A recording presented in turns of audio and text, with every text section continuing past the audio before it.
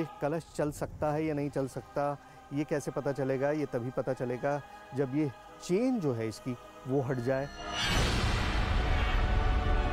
Chain तो नहीं खुलेगी, चेन तो बिल्कुल भी नहीं खुलेगी, ना खुलती है ना आज तक खुली है।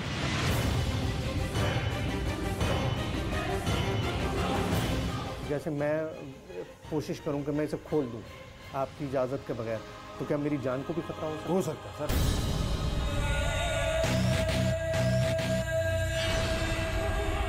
एक भारी भरकम कलश जिसे कोई हिला नहीं सकता, उसे एक मजबूत जंजीर से बांधा गया है।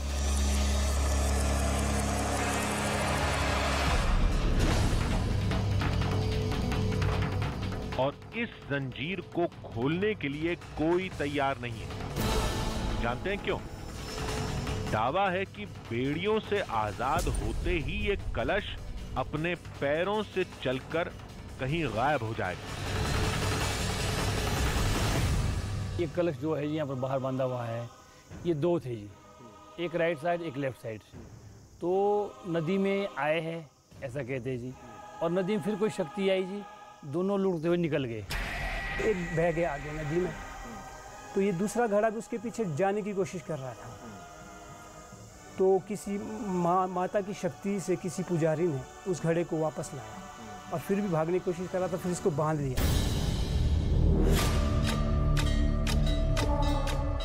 देवी के धाम से जुड़ा चमत्कार का एक ऐसा दावा जिसने आज भी लोगों को इस कलश और बेड़ियों से बांध रखा है। और कहानी यहीं खत्म नहीं होती। कहते हैं इलाके में जब भी कोई आपदा आने वाली होती है, इस घड़े से अजीब आवाजें आती हैं। ये तेजी से हिलता है। दावा है कि ये जंजीर तोड़कर भागने की कोशिश करता है। बिना जाने मान लेना अंधविश्वास है, लेकिन कुछ पता किए बगैर चमत्कार के दावे को खारिज कर देना उससे भी बड़ा अंधविश्वास होता है। लिहाजा आधी हकीकत आधा फसाना की टीम ये जानने की जरूर कोशिश करेगी कि बेड़ियों से बंधे इस कलश की हकीकत क्या है।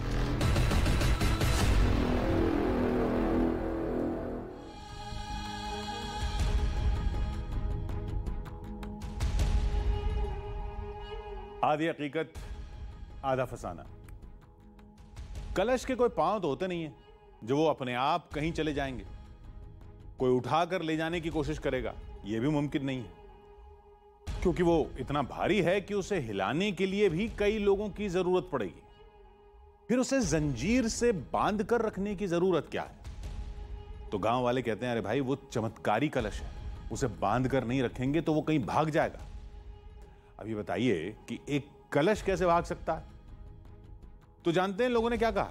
लोगों ने कहा वो एक चमत्कारी कलश है, उसमें देवी की दिव्य शक्ति है। जंजीर का एक सिरा देवी के चरणों से बंधा है और दूसरे सिरे से वो कलश, नहीं तो वो कब का कहीं चला गया होता। ये तो बड़ी अजीब बात है। अगर कलश में कोई दिव्य शक्ति है तो वो कलश भागता क्यों है? वहीं रहकर कोई चमत्कार क्यों नहीं करता? लोगों ने कहा कलश का अपनी जगह से जाना ही चमत्कार है। हमारी टीम ने सोचा इसमें कौन सी बड़ी बात है, मंदिर पहुंचेंगे, जंजीर को खोलेंगे, फिर सारा मामला खुद ही साफ हो जाएगा। कितना आसान लगता है ना सुनने में, लेकिन इसे करना उतना ही मुश्किल था।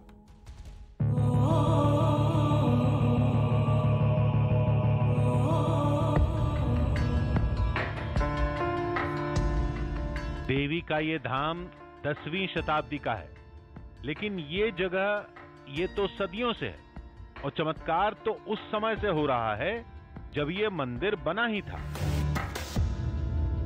हमने आपको आज तक चमत्कार की बहुत सारी कहानियां सुनाई हैं, बहुत सारे चमत्कार दिखाने की कोशिश की है, लेकिन आज जो चमत्कार हम आपको दिखाने वाले उसे सुनकर हम खुद ही हैरत में पड़ गए थे, क्योंकि ये चमत्कार है एक चलने वाले कलश का। जी हाँ, ठीक सुना आपने, एक ऐसा घड़ा, एक ऐसा कलश जो अपने आप चलने लगता है। अब आप कहेंगे भाई गोल कलश की टांगे नहीं होती, चलेगा कहाँ से? भाई साहब यही हम भी समझने की कोशिश कर रहे हैं। ये कहानी हमने सुनी तब से ही हम हैरान है कि आखिर एक कलश चल कैसे सकता है। इस जगह से कई पौराणिक कहानियों के तार जुड़ते हैं। पहली कहानी का नाता देवी से है।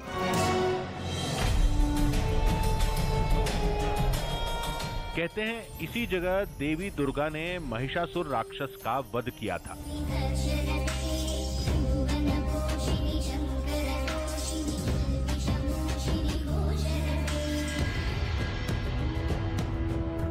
दूसरी कहानी है महाभारत की।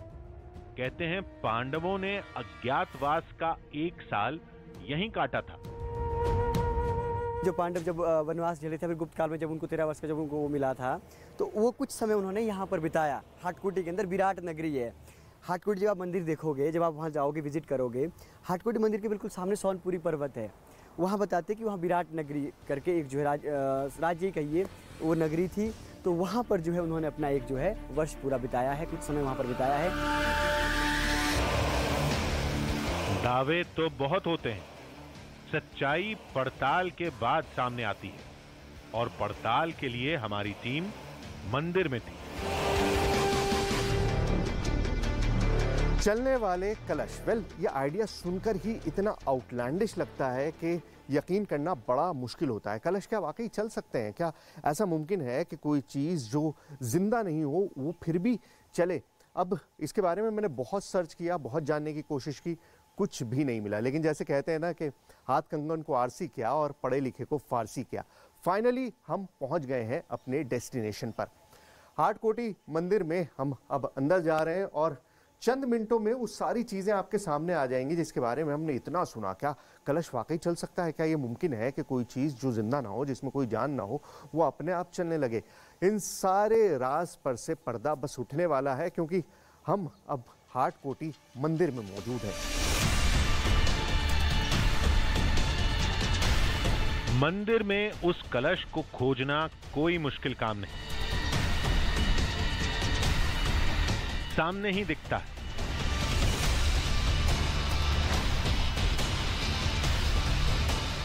एकदम भारी भरकम, बड़ा,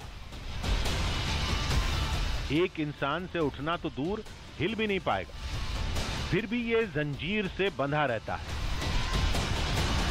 वो कलश जो है, वो जादुई कलश जो अपने आप चलने लगता है, वो अब आपके सामने है। ये है वो घड़ा जिसके बारे में इतनी सारी कहानियां हम सुनते आए, इतनी सारी चीज़ें हमने देखी, इतनी सारी चीज़ें हमें पता चली थी, लेकिन जो कलश है वो आपके सामने है। अब साइज़ आप देख सकते हैं, काफ़ी बड़ा है, और आप बनावट भी देख सकते हैं कि जिस तरह से अमूमन हमारे घरों में मटका होता है, पानी का घड़ा होता है, बिल्कुल उसी तरह की बनावट है, वही शेप है, उसी तरह का पूरा बॉडी स्ट्रक्चर है, और एक बिल्कुल आम घड़े की तरह है। जो घड़ा आप अपने घरों में भी इस्तेमाल करते होंगे, बिल्कुल सेम उसी तरह की फॉर्मेशन है, कुछ भी अलग नहीं है। मतलब अगर मैं किसी लेमैन को या जो इस कहानी को जानता नहीं है उसको मैं तस्वीर दिखाऊं इस घड़े की, तो वो ये नहीं कह सकता कि इसके साथ इतनी सारी कहानियाँ जुड़ी हुई हैं, इतनी सारी कहानियाँ एसोसिएटेड हैं, लोग इतनी सारी बातें करते हैं इसके चमत्कार के बारे में, क्योंकि बहुत ही आम और सिंपल लग रहा है। इस विशालकाय कलश को एक मोटी जंजीर से बांधा जाता है, जिसका एक सिरा कलश से लिपटा रहता है और दूसरा सिरा मंदिर के अंदर गया है। कहां तक पता नहीं, लेकिन इतने भारी भरकम कलश को बेड़ियों में जकड़ा देखकर थोड़ा अजीब लगा।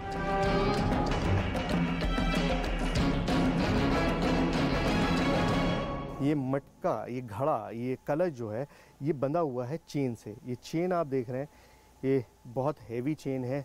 मेटल क्या है मुझे अंदाज़ा नहीं है, क्योंकि अगर ये आयरन होता तो जाहिर है रस्ट कर रहा होता, लेकिन इसमें रस्टिंग नहीं है, इसमें कोई जंग के निशान नहीं है, तो जाहिर है मेटालिक चेन है और उसको बहुत कस के बांधा हुआ है। पूरे तरफ से ये यहाँ पर पूरा बना हुआ है, जो इसके जो मुंह है इसका, जो इस तरह का फॉर्मेशन है, उसके चारों तरफ इस चेन को कसा गया है और चेन जो है यहाँ से होते हुए इस दीवार के अंदर चली जाती है। कहते हैं अगर कलश को इन बेड़ियों से आजाद कर दिया जाए तो ये कहीं चला जाएगा, पास बह रही नदी में या कहीं और। अजीब लगा ना? लेकिन दावे के साथ यहाँ कई कहानियां सुनाई जाती हैं। ये अपने आप ही चल पड़े उधर। अच्छा, रो लोग। अच्छा, तो एक तो चल निकल पड़े कैसे? मतलब पाँव तो है नहीं तो नहीं, रो लो के। अच्छा, रोल होके चल। हाँ, ऐसे घूमते। तो एक तो कहते उसमें चले गया, साथ ही थी ना दरिया था, अब तो दूर है ना परे। तो एक इसको पकड़ के यहाँ रख लिया, तब से बांध के रखा हुआ है। अच्छा, तो ये ऐसे बांधा हुआ है कि माता के उसमें ना, कि ताकि वो उसमें ना जाए दोबारा। हाँ। संगल बस वो बांध रखी अंदर इसमें। इस कलश के बारे में जो कहा जा रहा है वो अकल्पनीय है। चलिए थोड़ी कल्पना करके देखते हैं। दावे के मुताबिक अगर कलश से लिपटी जंजीर को हटा दिया जाए तो ये कलश चलते हुए या लुढ़कते हुए अपने आप पास बह रही पब्बर नदी में चला जाएगा। रुकिए, चौंकाने वाले दावे यहीं खत्म नहीं होते। कहते हैं जब भी आसपास के इलाके में कोई आपदा आने वाली होती है, देवी के दरबार के बाहर बंधा ये कलश उसका संकेत देने लगता है। कुछ ऐसा ही हुआ था जब पास के एक गांव में आग लगी थी। आप बता रहे हैं कि गांव में आग लगी तो क्या हुआ? जब वो पहले मंडोल जगह है हाँ। यहाँ साथ में ही हाँ। हमारे दादा पिताजी लगाते हैं, जो हिस्ट्री है, पुराना रिकॉर्ड तो यहाँ कोई नहीं है, ना कोई चिट्ठी है, ना पत्र है। जब आग लगी? अच्छा, जब आग लगी तो कहती है पलटा मार के आ गए। मतलब ये उठ के पलट मार के यहाँ पर आ गया। तो ये तो कई कदम हो गए, 3-4-5 कदम हो गए ये। बिल्कुल सीटी मारी। हाँ। जब सीटी मारी तो जब वो उठे अंदर देखा वो पलट मार के यहाँ। अच्छा। तो ये जब कभी बहुत बड़ा गरजता है या कोई तूफान कुछ आता है, कहते छेड़ तो करता है ये। अच्छा। महसूस नहीं होता ये। अच्छा, कुछ है। अगर इस कलश में दिव्य शक्ति है तो उसके सामने एक मामूली जंजीर की क्या बिसात? कलश तो इसे तोड़कर कहीं भी जा सकता है। तो लोगों ने कहा कैसे जाएगा? आदि शक्ति से बड़ी कलश की दिव्य शक्ति नहीं है। जंजीर का एक सिरा अंदर देवी की प्रतिमा से बंधा है जो इसे रोक कर रखती है। हमारी टीम उसे देखना चाहती थी, लेकिन हमें अंदर जाना मना था। मंदिर के अंदर हम नहीं जा सकते, कोई भी इनफैक्ट बाहर का आदमी नहीं जाता है। ये पंडित जी का परिवार है जो सदियों से इस पुजारी रहा है यहाँ पर, और सिर्फ इन्हीं के परिवार को ये आज्ञा है। तो पंडित जी हम तो जा नहीं पाएंगे अंदर, लेकिन हम चाहते हैं कि जो मूर्ति है, जो इतनी खूबसूरत, इतनी शानदार मूर्ति है, उसको करीब से देख सकें। तो एक कैमरा आप ले जाइए और जो सारी चीज़ें हैं उनको शूट करके लाइए। तो जो भी चीज़ें हैं, जो भी ऐसे डिफाइनिंग फीचर्स हैं, जो भी चीज़ें हैं जो ख़ास हैं, वो हम रिकॉर्ड कर पाएंगे। अब ये कैमरा अंदर जा रहा है और सारी चीज़ें धीमे धीमे करके इसमें रिकॉर्ड होनी शुरू हो गई हैं। तो किस तरह से है मूर्ति, करीब से उसके विजुअल्स हम आपको दिखाएंगे पूरा जब ये रिकॉर्डिंग हो जाएगी।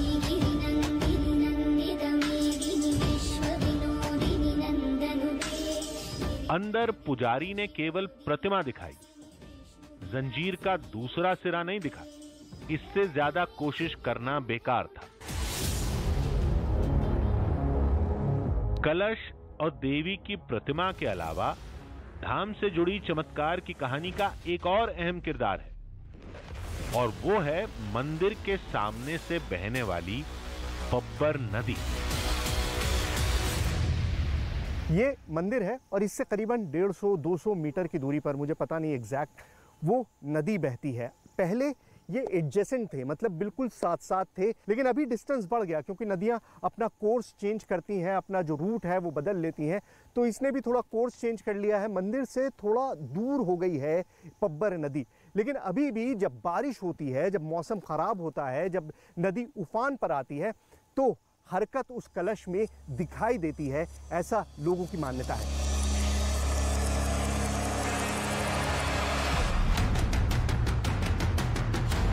इस मान्यता के पीछे एक चौंका देने वाली कहानी है। बताया जाता है कि पहले इस मंदिर में एक नहीं 2 चमत्कारी कलश थे। दोनों नदी में बहते हुए मिले थे। एक बार नदी में बाढ़ आई तो दोनों कलश में हलचल हुई और दोनों लुढ़कते हुए नदी में वापस चले गए। किसी पुराने ज़माने में जब पब्बर नदी में कभी बाढ़ आती है, वैसे पब्बर बहुत भयंकर नदी है, कभी वो अपने उफान पे होती है, तो वैसे ही एक बारी बहुत तेज़ जो है बहाव पब्बर नदी का था, बहुत तेज़ बड़ी बाढ़ आई थी। तो उसमें वो जो है 2 कलश जो घड़े हम बोलते हैं और अपनी पहाड़ी भाषा में चरू भी बोलते हैं उनको, तो वो बह कर के वहाँ आए थे। तो उन्हें जो है मंदिरों में रखा गया, कुछ टाइम तो वह रखे गए, ऐसे खुले रखे गए बाहर, क्योंकि घड़े थे उसमें, क्या कलश थे, बड़े हैं, बहुत बड़े हैं, आप देखेंगे उनको। तो जब भी हर साल बाढ़ आती थी या फिर जब पब्बर नदी अपने उफान पे होती थी तो वो घड़े हिलते थे। अभी भी ऐसा कई बार होता है, ऐसा कहते हैं। तो जो 2 घड़े थे वो, उन दोनों घड़ों को रखा गया था मंदिर में। तो एक घड़ा जो है ऐसा बताते हैं कि वो भाग गया अपने आप जो है नदी की तरफ। जैसे ही वो बाढ़ आती थी नदी की तरफ उनका खिंचाव होता था। एक घड़ा तो कहते चला गया नदी में ही। तो ये दूसरा घड़ा भी उसके पीछे जाने की कोशिश कर रहा था। तो किसी माता की शक्ति से किसी पुजारी ने उस घड़े को वापस लाया और फिर भी भागने की कोशिश कर रहा था, फिर इसको बांध लिया, ऐसा बताते हैं। फिर इसको भागने की कोशिश कैसे कर रहा था? इसके पाँव तो हैं। वो जो 2 घड़े थे, ऐसा बताते हैं कि शायद उनमें आपस में कुछ या कोई रिश्ता होगा या कुछ होगा, तो उस वजह से यहाँ पे वो भागने की कोशिश कर रहा था। अच्छा, आप तो खुद सोचिए, जो आप बात कह रहे हैं कि घड़ा चल रहा था, घड़ों में रिश्ता है, मतलब ये तो शक्ति होती थी, ऐसा बताते। ऐसा होता है ना, जिंदा लोगों में होता है वो तो नहीं, वो किसी की प्रतीक होंगे, ऐसा हो सकता है, या उसमें कोई ऐसी देवी शक्ति होगी। इस कहानी ने हमें पब्बर नदी में जाने के लिए मजबूर कर दिया। हम देखना चाहते थे कि अगर कलश नदी में बहकर आया था तो वो कैसे हुआ होगा।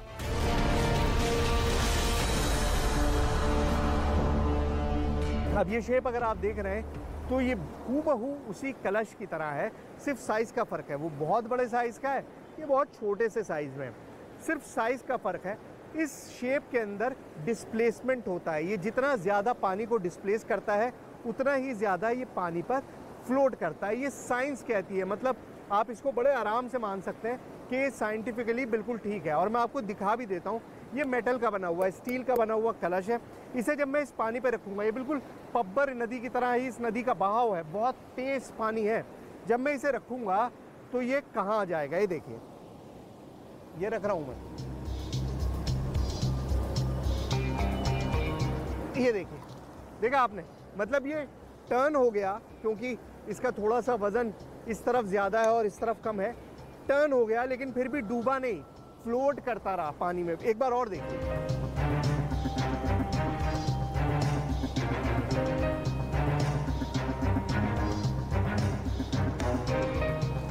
मतलब पूरा घूमने के बाद, पूरा इसमें पानी भरने के बावजूद ये फ्लोट कर रहा है।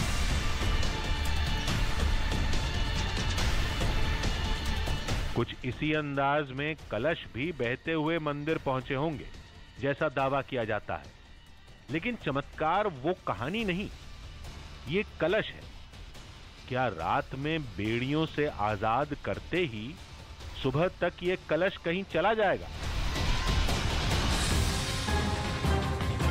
अब इसकी पड़ताल कौन सी बड़ी बात है। जंजीर हटा दो, सुबह तक इंतजार करो, हकीकत अपने आप सामने आ जाएगी। क्यों, आप यही सोच रहे हैं ना? हमारी टीम भी यही सोच रही थी, लेकिन ऐसा नहीं है। कलश के चमत्कार की सच्चाई अभी हमसे कोसों दूर थी। घने जंगल में, नदी के उस पार, पर्वत की सबसे ऊंची चोटी पर, एक बेहद तंग गुफा में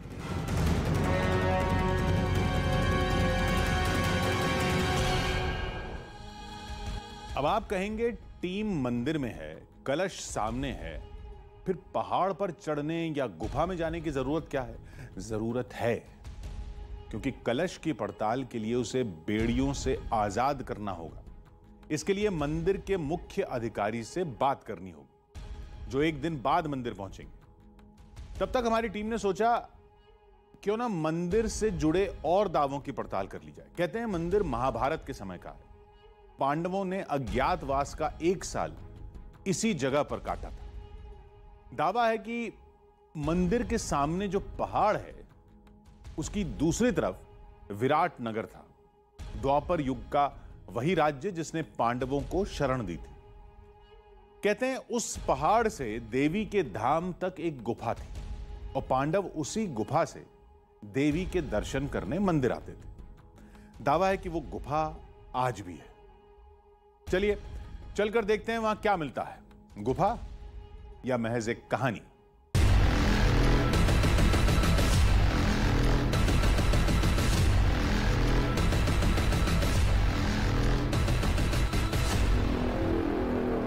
देखिए, मंदिर में जो कलश है उसके बारे में तो सारी जानकारी ले ली, मंदिर के बारे में भी सब पता चल गया, लेकिन मैं इस्टेब्लिश करना चाहता हूं कि वाकई इस मंदिर का ताल्लुक पांडवों के साथ था। अब मुझे बताया गया कि उस पहाड़ पे, वहाँ जहाँ ऊपर आप वो घर देख रहे होंगे, छोटा सा हो सकता है कैमरे में आपको ना दिखाई दे रहा हो, उससे ऊपर पहाड़ी पे एक गुफा है और उस गुफा का सीधा रास्ता हाटकोटी मंदिर से जुड़ा हुआ है। मान्यता यह है कि पांडव अज्ञातवास में वहाँ रहा करते थे और उस गुफा के रास्ते से वो रोज़ाना उस मंदिर में, हाटकोटी मंदिर में पहुंचा करते थे। बहुत मुश्किल काम है, बहुत घुमावदार पहाड़ है, कोई रास्ता नहीं है, लेकिन फिर भी कोशिश करेंगे कि उस गुफा को एक्सप्लोर कर सकें। देखें तो सही कि कहाँ रास्ता निकलता है।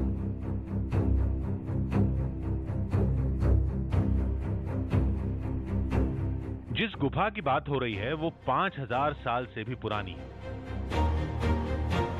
हो सकता है कलश का नाता पांडवों से रहा हो। यह भी हो सकता है कि कलश की पहेली उस गुफा में सुलझ जाए, लेकिन वहां तक पहुंचे कैसे, रास्ता तो पता ही नहीं। अब दो रास्ते हैं, एक रास्ता मेरे लेफ्ट जा रहा है और एक रास्ता इधर राइट में जा रहा है, और मुझे कोई अंदाज़ा नहीं ना यहाँ पर कोई है जिससे मैं पूछ सकूं, जो मुझे डायरेक्शन दे सके उस गुफा का। तो अब वही है कि फ्लिप करिए कॉइन और जो रास्ता समझ में आए उस पर चल दीजिए। राइट हमेशा सही होता है, तो चलिए उधर ही चलते हैं।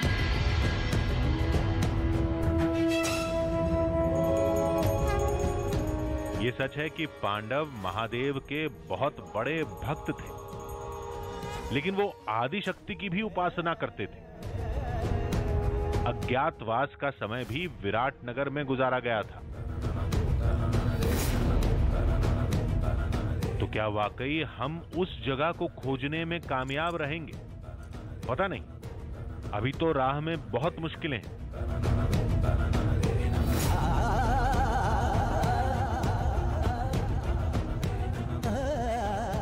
पांडवों ने जिस जगह पर अज्ञात काल बिताया होगा, जाहिर है वो बहुत घने जंगलों में होगा, बहुत ऐसी जगह पर होगा जहां पहुंचना करीबन इम्पॉसिबल होगा। तो मैं बस डाउट मेरे दिमाग में क्रिएट हो रहे हैं कि जगह ऐसे कोई मार्क्ड नहीं है, हमको पता नहीं है कि हमको कहाँ जाना है। इन हालात में क्या वाकई हम उस जगह तक पहुंच पाएंगे जिस जगह तक हमें पहुंचना है? क्योंकि गुफा तो हमको पता है, हमें डायरेक्शन है कि हमें इस पहाड़ पे ऊपर जाना है, लेकिन अब जैसे जैसे रास्ता आगे तंग होता जा रहा है और मुझे पानी की आवाज़ आ रही है। आप सुनिए, पानी की आवाज़ आ रही है, इसका मतलब हो सकता है कोई झरना हो, कोई नदी हो जहाँ से क्रॉस करना इम्पॉसिबल हो जाए। तो ऐसे हालात में हम आगे क्या करेंगे? I have no idea. अंदाजा सही निकला, आगे नदी ही थी जिसमें खतरनाक लहरें उठ रही थी। आप देखिए, पानी का बहाव बहुत तेज है और ऐसे में बहुत खतरा होता है कि आपका पाँव स्लिप हो जाए। इक्विपमेंट साथ होते हैं, चोट लगने का डर होता है और आसपास अभी कोई मेडिकल हेल्प नहीं है जहां आप जा सकें। सो यही रास्ता है कि आप इस तरह से इसको क्रॉस करें। आइए। पता नहीं इसका अंजाम क्या होगा, गुफा मिलेगी भी या नहीं ये भी नहीं जानते। उसका नाता कलश, मंदिर या पांडवों से है भी या नहीं, इसका भी कोई अंदाजा नहीं था। लेकिन मंजिल की तलाश तो करनी ही है। देखिए, 2 घंटे हो गए हैं, बहुत ही मुश्किल सफ़र है। मैं कितनी बार फिसला हूँ, कितनी बार गिरा हूँ, मैं आपको बता नहीं सकता। पूरी तरह से मिट्टी में कपड़े हो चुके हैं और अभी तक किसी गुफा का कोई नामो निशान नहीं नज़र आ रहा है। और जैसे जैसे अंधेरा हो रहा है ना, मेरी फिक्र बढ़ती जा रही है। मेरे पास कोई ऑप्शन नहीं है कि मैं पीछे लौटूँ या मैं आगे उस गुफा के लिए चलता रहूँ। दावा है तो पड़ताल जरूर करेंगे। दावे से जुड़ी कोई जगह है तो उसे हर कीमत पर खोजेंगे। और थोड़ी ही देर बाद मेहनत का फल सामने था। हमारी टीम गुफा में थी।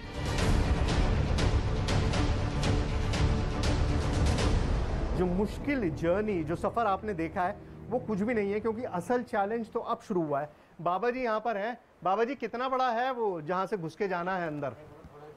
इतना सा, इतनी सी जगह है जहाँ से घुस के जाना है। अब शरीर आप मेरा देख रहे हैं अच्छा खासा भारी है। मुझे उम्मीद नहीं है कि मैं चला जाऊंगा।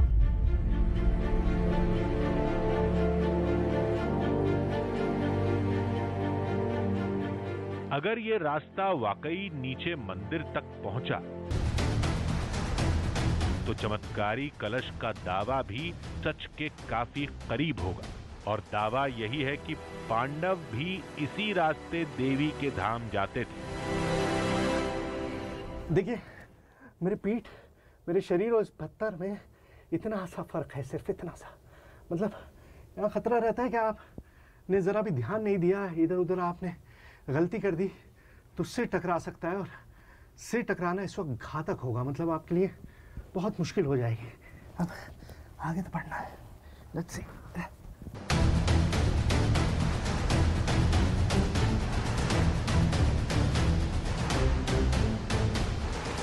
गुफा तो तंग ही रहती है, लेकिन ये जगह वाकई सैकड़ों साल पुरानी है। पानी की धार से पत्थरों पर बनी आकृतियां इस बात की गवाह हैं। लेकिन हमारा मकसद तो कुछ और था। जैसे जैसे हम आगे बढ़ रहे हैं ना, गुफा कंस्ट्रिक्ट होती जा रही है। मतलब हाइट तो है, पहले दिक्कत ये थी कि हाइट नहीं थी, अब हाइट तो है, लेकिन ऐसा लग रहा है जैसे दीवारें आपस में चिपकती जा रही है, कंप्रेस होती जा रही है। मतलब अब बहुत ही देखिए, इतना सा डिस्टेंस है, सिर्फ इतना सा डिस्टेंस है जिसमें से निकलना है। बहुत मुश्किल है, पता नहीं गुफा का अंत कहाँ है, कुछ अंदाजा नहीं हो रहा है। हमें यह देखना है कि ये रास्ता मंदिर तक जाता है या नहीं।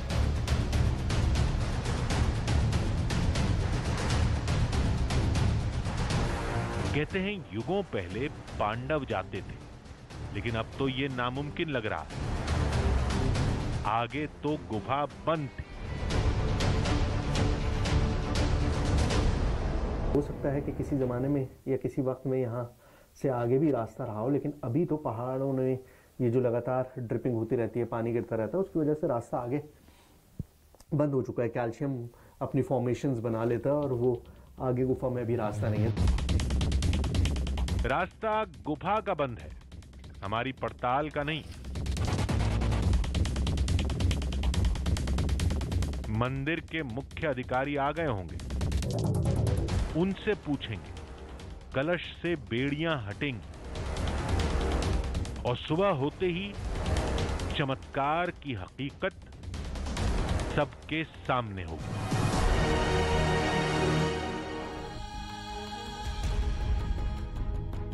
सवाल अभी भी हमारे सामने जस का तस था।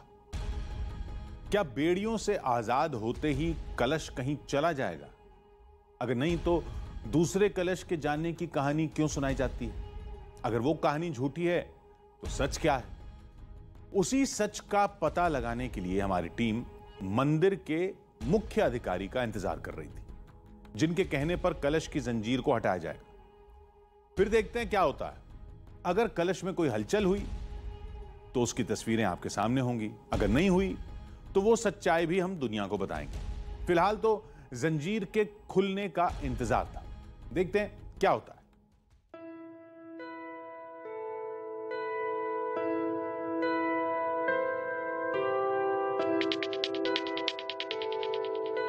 फिलहाल तो हमारी टीम कलश के इस चक्रव्यूह से बाहर निकलने का रास्ता तलाश रही थी। जंजीर के हटने का इंतजार था। थोड़ी ही देर में मंदिर के अधिकारी आएंगे, उनसे बात करने के बाद पड़ताल आगे बढ़ेगी। हमने निश्चिंत होकर तैयारी शुरू कर दी। कलश कब चलेगा, कब नहीं चलेगा, ये कोई पहले से प्रिडिक्ट तो कर नहीं सकता, लेकिन फिर भी एक रूडिमेंट्री तरीके से मैं समझने की कोशिश करता हूँ कि क्या कर सकते हैं। अब देखिए यहाँ पर आप देखिए इसके पाँव हैं जो जिस स्टैंड पे खड़ा हुआ है यहाँ पर है। मैं ये ब्लैक मेरे पास चौक है, इससे मैं मार्क कर देता हूँ कि ये कहाँ पर है। ये देखिए, एक निशान मैंने इधर बना दिया और दूसरा निशान मैं यहाँ बना देता हूँ।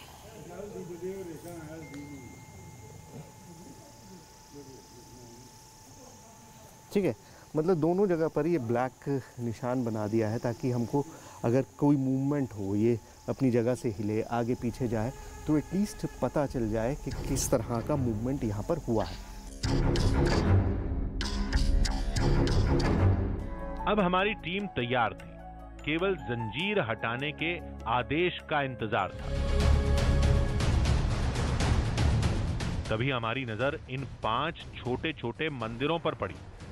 तब पता चला कि इस धाम का नाता वाकई महाभारत काल से है। अब ये जो फॉर्मेशन आपको दिखाई दे रही है, छोटे छोटे मंदिर हैं और गिन लीजिए 1 2 3 4 और वो 5वां मंदिर, मतलब 5 मंदिर 5 पांडवों के यहाँ पर मौजूद हैं। ये छोटे छोटे टेम्पल्स हैं। ये कब बनाए गए थे? मान्यता यही है कि पांडवों ने खुद अपने हाथों से यहाँ पर स्थापित किया। शिवलिंग स्थापित किए 5, ये मंदिर स्थापित किए 5, और क्योंकि वो देवी के उपासक थे तो देवी की मूर्ति भी वहाँ पर स्थापित की। मंदिर के पौराणिक होने के और प्रमाण मांगने पर देवी की मुख्य प्रतिमा दिखाई जाती है, जिस पर लिखी इस भाषा को आज तक कोई नहीं समझ पाया। कई जानकारों ने कोशिश की लेकिन सभी नाकाम रहे। इसमें प्लेट पे हमें लिखा हुआ मिलता है, वो भी आज तक किसी को पता नहीं लगा कि इसमें कौन सी भाषा में, कौन सी लैंग्वेज में लिखा है, तो इससे आज तक पता नहीं लगता है। अच्छा, मतलब वो लिपि का पता नहीं चला कि किस तरह से लिखा गया है? हाँ, भाषा और संस्कृति विभाग वाले आए तो उन्होंने टैली किया होगा, फिर अभी तक पता नहीं है कि क्या लिखा है उसमें। अच्छा, हाँ, ये नहीं पता चल पाया कि उसमें क्या लिखा हुआ है। मामला अब आगे बढ़ चुका था। सवाल वही, जंजीर हटने के बाद क्या होगा? कलश हिलेगा या कहीं चला जाएगा? मुख्य पुजारी आ चुके थे, अब जंजीर हटाने की बारी थी। अब जो सबसे इंपॉर्टेंट चीज़ है कि प्रमाण प्रमाण प्रमाण, ये कलश चल सकता है या नहीं चल सकता, ये कैसे पता चलेगा? ये तभी पता चलेगा जब ये चेन जो है इसकी वो हट जाए और इसको आज़ादी मिले। भंडारी जी हैं, मंदिर की पूरी देखभाल आप ही के हाथ में भंडारी जी। मैं मतलब अब कहानियाँ सुन ली, सबने बता भी दिया, सारी जो किंवदंतियाँ हैं वो भी हमने जान ली, लेकिन प्रूफ तो तभी हो सकता है जब इस चेन को खोला जा सके। ये चेन तो नहीं खुलेगी जी, चेन तो बिल्कुल भी नहीं खुलेगी, ना खुलती है ना आज तक खुली है। हाँ, बिल्कुल सही बात है भाई, नहीं खुली है और खुलनी भी नहीं चाहिए, क्योंकि रिलीजियस सेंटिमेंट्स जुड़े हुए हैं इससे, लोगों के बिलीव्स जुड़े हुए हैं। हाँ, लेकिन अगर खोलेंगे नहीं तो फिर चीज़ें थोड़ी सी वो नहीं होती ना। अब जब खोलेंगे तभी तो ये चलेगा, तभी तो कैमरे पे साबित होगा। चेन तो कभी खुलेगी ना, आज तक खुली है ना इसको हम खोल सकते हैं। ये क्या, जंजीर खोलने से तो साफ मना कर दिया गया। हमारी टीम ने तो इसकी कल्पना भी नहीं की थी, लेकिन हमने हार नहीं मानी, कोशिश जारी रखी। मैं आपकी बात से पूरी तरह से इत्तेफाक रखता हूँ। मैं मान रहा हूँ आपकी बात कि भाई नहीं खुली है, खुलनी नहीं चाहिए, क्योंकि एक चीज़ बिलीफ सिस्टम से जुड़ी हुई है, लोगों की भावनाएं आहत हो सकती हैं और वो करने का मकसद भी नहीं है। लेकिन हम जिस कहानी को प्रूफ करने की कोशिश कर रहे हैं भंडारी जी, वो तो तभी होगा जब ये हमको चलता हुआ दिखाई देगा। अब ये चलेगा ही नहीं तो फिर हम कैसे प्रूफ करेंगे? देखो जी, सतयुग में लोग विश्वास करते थे, विश्वास पे ये दुनिया स्थिर है, उनकी आस्था थी, उनकी वजह से हम भी आज तक इसको पूजा कर रहे हैं। इसीलिए हम इसको ना खोलेंगे ना इसको हम कभी खोलने की अनुमति देंगे किसी को। लेकिन लाखों दर्शक, करोड़ों दर्शक जो हैं वो देखना चाहेंगे, देश भर में, दुनिया भर में ये देखना चाहेंगे कि भाई ये चमत्कार आंखों के सामने हो, उनको नजर आए। तो वो तो तभी पॉसिबल है ना जब थोड़ा सा आप मदद करें। ये नहीं हो सकता सर, ये नहीं हो सकता, क्योंकि आज तक ना हमारे बुजुर्गों ने किया ना हम कर सकते इसको। ये कभी ये नहीं हो सकता। अगर चेन नहीं खोली गई तब क्या करेंगे? पता कैसे चलेगा? पड़ताल का नतीजा कैसे सामने आएगा? लेकिन मंदिर प्रशासन तैयार ही नहीं हुआ।